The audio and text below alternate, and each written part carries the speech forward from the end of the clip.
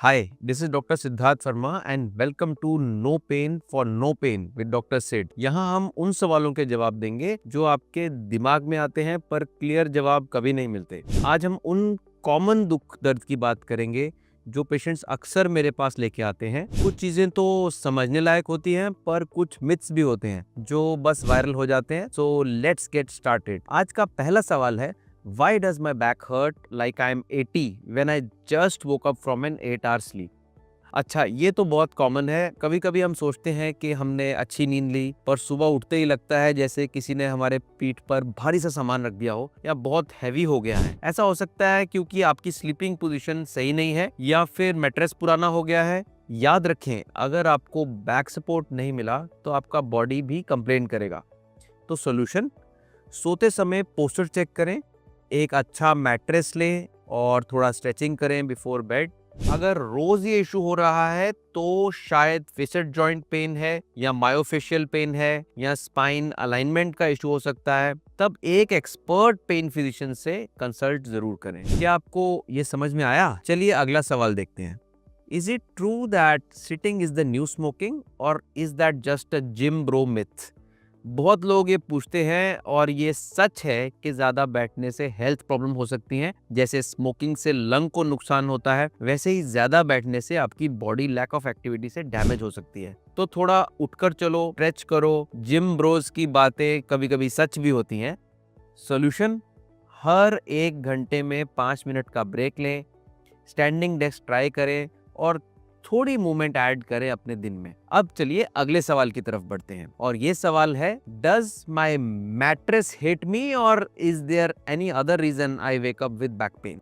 तो चलिए समझते हैं। अक्सर मैट्रेस की क्वालिटी या बॉडी की हेल्थ इसमें रोल प्ले करती है। अगर आपका मैट्रेस पुराना है या सही सपोर्ट नहीं दे रहा है तो बैक पेन जरूर होगा। क्या आपने कभी सोचा है कि आपका मैट्रेस आपकी नींद का सबसे बड़ा दोस्त है या दुश्मन? कुछ भी हो सकता है। थोड़ा इन्वेस्टमेंट करके एक अच्छा मैट्रेस ले लो क्योंकि अच्छी नींद का सीधा असर आपकी हेल्थ पर होता है। सॉल्यूशन, ज्यादातर लोगों को मीडियम फर्म मैट्रेस यूज करना चाहिए। अगर मैट्रेस 7-8 साल पुराना हो गया है तो शायद चेंज करने का टाइम आ गया है।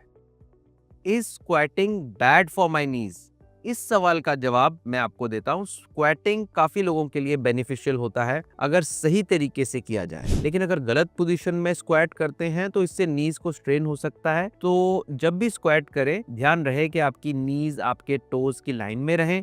और सबसे कॉमन मिस्टेक्स क्या हैं? नीज टोज के आगे चले जाएं, पूरा वजन नीज पे डालना इंस्टेड ऑफ हिप्स, ये कॉमन मिस्टेक्स हैं। और इसका सॉल्यूशन क्या है? प्रॉपर वार्म अप करें, करेक्ट फॉर्म मेंटेन करें। अब चलिए कुछ टेस्टी बातें करते हैं। अगला सवाल क्या है, can eating too much ice cream really give me a brain freeze? तो आइसक्रीम का नाम सुनते ही सबके चेहरे पर मुस्कुराहट आ जाती है, लेकिन हाँ, ज्यादा तेजी से आइसक्रीम खाने से ब्रेन फ्रीज हो सकता है। ये एक टेम्परेरी सेंसेशन होता है, कोई दिमाग फ्रीज नहीं होता है, लेकिन ये एक ऐसी सेंसेशन है जो होता है तब कुछ बहुत ठंडा आपके पैलेट को शॉक कर देता है। जब कोल्ड फूड रैपिडली आपके माउथ के रूफ को टच करता है तो आपके जो ब्लड वेसल हैं वो सडनली कंस्ट्रिक्ट हो जाते हैं और फिर एक्सपैंड होते हैं, जो एक क्विक पेन सिग्नल को ट्रिगर करता है। मतलब आपका दिमाग भी कहता है, भाई थोड़ा धीरे। आइसक्रीम या कोई भी कोल्ड ड्रिंक धीरे धीरे एंजॉय करें। अगर ब्रेन फ्रीज हो जाए तो अपनी टंग से माउथ के रूफ को टच करें ऐसे, ताकि वार्म हो सके और पेन जो है वह जल्दी चला जाए। Why do some people get migraines from bright lights while others are fine? ये भी एक इंटरेस्टिंग सवाल है। हर किसी के दिमाग अलग तरह से रिएक्ट करता है और कुछ लोगों के जो ब्रेन है वो ज़्यादा सेंसिटिव होता है और ब्राइट लाइट्स या फ्लिकरिंग लाइट्स उनके माइग्रेन को ट्रिगर कर सकती हैं। ये इशू फोटोफोबिया भी कहलाता है, जिसमें ब्राइट लाइट से डिस्कम्फर्ट और दर्द भी हो सकता है। साइंटिफिक रीजन क्या है इसका? जब आप ब्राइट लाइट देखते हैं तो ये आपके ऑप्टिक नर्व को ओवर स्टिमुलेट कर सकती है, जो पेन पाथवेज को एक्टिवेट कर देता है। और कुछ लोग इससे ज़्यादा वल्नरेबल होते हैं जो माइग्रेन को फेस करते हैं। आइए इसके कुछ सॉल्यूशंस देखते हैं। तो सॉल्यूशंस में सन ग्लासेस या एंटी ग्लेयर ग्लासेस यूज करें। स्ट्रेस और डिहाइड्रेशन अवॉइड करें क्योंकि ये भी माइग्रेन को ट्रिगर कर सकता है। डिम लाइट या ब्लू लाइट फिल्टर्स का यूज करें। स्पेशली अगर आप स्क्रीन पर काम कर रहे हैं तो। चलिए अब कैफीन की दुनिया में चलते हैं। अगला सवाल है, डज कैफीन क्योर हेडेक और कॉज देम? तो कैफीन का जो रोल है वो हेडेक के कॉन्टेक्स्ट में काफी इंटरेस्टिंग है। ये सच है कि कैफीन दोनों काम कर सकता है। कई बार ये हेडेक को रिलीव करता है और कभी कभी ये ट्रिगर भी कर सकता है। तो कैफीन दोनों काम कर सकता है। जब आप हेडेक फील करते हैं तो ब्लड वेसल्स स्वेल या टाइटन होती हैं, जो पेन सिग्नल को दिमाग तक पहुंचाती हैं और उसे एक्टिवेट करती हैं। कैफीन का वेसो कंस्ट्रिक्टिव इफेक्ट होता है, यानी कि ब्लड वेसल्स को नैरो या कंस्ट्रिक्ट करता है, जिससे कि ब्लड फ्लो कम हो जाता है और दर्द में कमी आती है। अगर आप कैफीन को पेन रिलीवर्स के साथ लेते हैं तो ये उनकी इफेक्टिवनेस को भी बढ़ा सकता है। इनफैक्ट कुछ दवाइयों में ये ऑलरेडी मिला आता है। लेकिन अगर आप रेगुलर कैफीन कंज्यूम कर रहे हैं और फिर सडनली बंद कर देते हैं तो आपको कैफीन विड्रॉल हेडेक हो सकता है। इसका रीजन ये है कि आप जब कैफीन को बंद करते हैं तो ब्लड वेसल्स फिर से एक्सपैंड हो जाती हैं, जिससे कि ब्लड फ्लो बढ़ जाता है और दर्द शुरू हो सकता है। मॉडरेशन में रहें। अगर आपको हेडेक होता है जब आप कैफीन लेते हैं तो शायद आपको अपने कैफीन के इंटेक पर ध्यान देने की जरूरत है। ग्रेजुअल रिडक्शन करें। अगर आप सोच रहे हैं कि कैफीन की इस नशे को बंद करना है तो धीरे धीरे अपने इंटेक को कम करें ताकि विड्रॉल सिम्टम से बचा जा सके। क्या ये समझ में आया? चलिए अब देखते हैं अगला सवाल क्या है। Why does stress give me a headache? तो स्ट्रेस और हेडेक का डायरेक्ट कनेक्शन होता है। जब हम स्ट्रेस में होते हैं तो बॉडी फाइट और फ्लाइट मोड में चली जाती है, जिस वजह से मसल्स टेंस हो जाती हैं, स्पेशली नेक, शोल्डर्स और स्कैल्प के मसल्स। ये टेंशन हेडेक का रीजन बन सकता है। लेकिन अगर आप रोज स्ट्रेस फेस करते हैं तो ये माइग्रेन को भी ट्रिगर कर सकता है। क्रॉनिक स्ट्रेस से न्यूरोट्रांसमीटर का इम्बैलेंस हो सकता है, यानी कि केमिकल लोचा, जो कि हेडेक और फटीग का मेजर रीजन बनता है। डीप ब्रीदिंग और रिलैक्सेशन टेक्निक ट्राई करें। एक्सरसाइज या स्ट्रेचिंग करें ताकि मसल टेंशन रिलीज हो सके। प्रॉपर हाइड्रेशन और स्लीप रूटीन मेंटेन करें, क्योंकि डिहाइड्रेशन भी एक मेजर ट्रिगर है। Can texting too much really cause pain? हाँ, ये सच है। इससे टेक्सटिंग थंब या रेपिटेटिव स्ट्रेन इंजरी हो सकती है। जब हम बार बार एक ही पोजीशन में फिंगर्स और रिस्ट को मूव करते हैं तो टेंडन्स और मसल्स ओवरवर्क्ड हो जाते हैं, जो दर्द और डिस्कम्फर्ट कॉज कर सकता है। अगर आप दिन भर फोन पर रहते हैं या फ्रीक्वेंट टाइपिंग करते हैं तो ये थंब आर्थराइटिस और कार्पल टनल सिंड्रोम का रिस्क भी बढ़ा सकता है। फ्रीक्वेंट ब्रेक्स लीजिए।